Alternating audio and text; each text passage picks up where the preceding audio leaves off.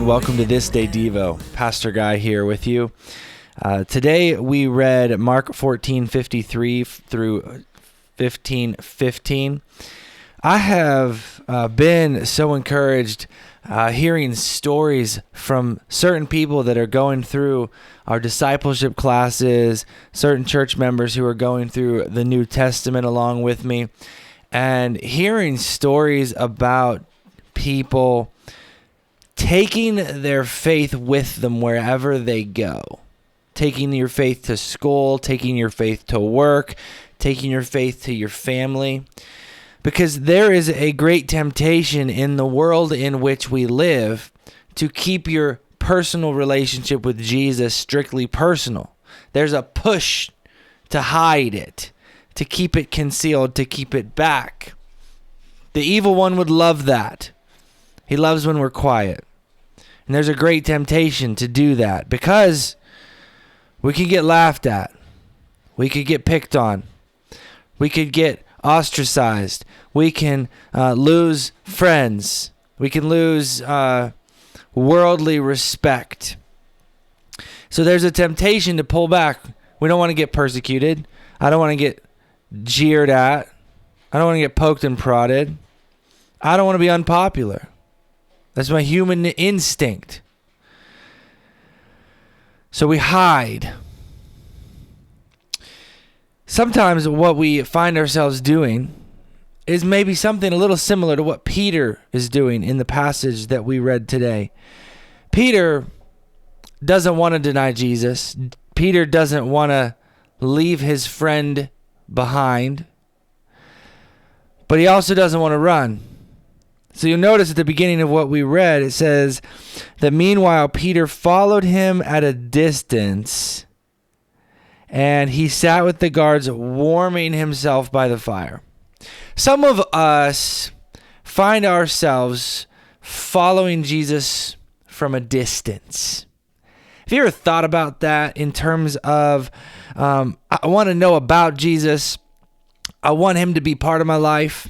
I want to have enough Jesus to get into heaven. I want to know that I'm saved, but I don't always want Jesus to interrupt my life. I don't always want him to get in the way of the career I want to do. I don't really want him to be in the break room. I just want Jesus enough. I want to keep Jesus nearby, but kind of at a distance. Well, the truth is, friends, that doesn't work. That's not the kind of Jesus that laid his life down for you.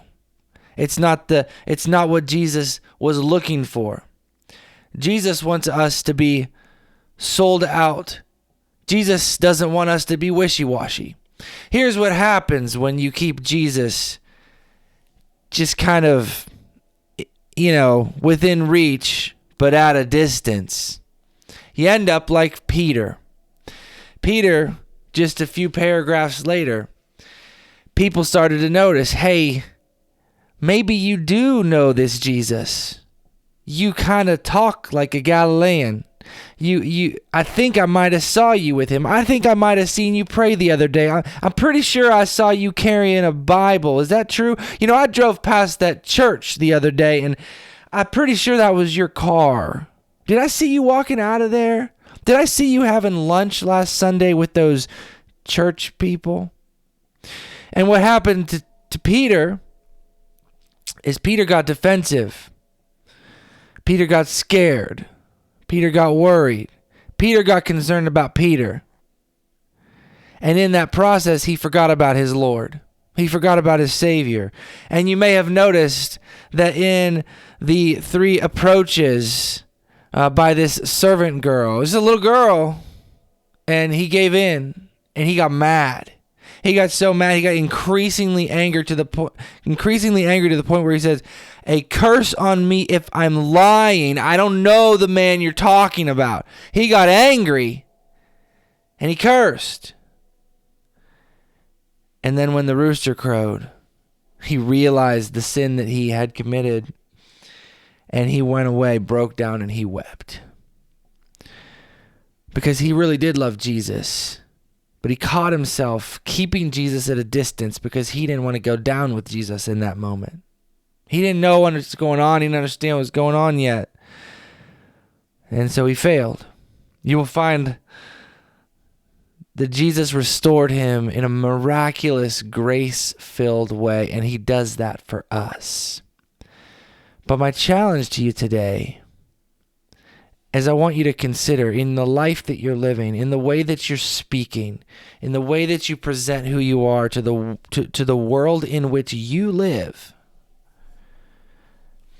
are you keeping Jesus at a distance?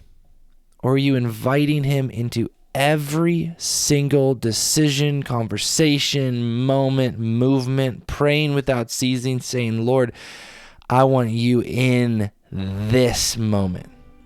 Allow him to saturate your life. Don't keep him at a distance.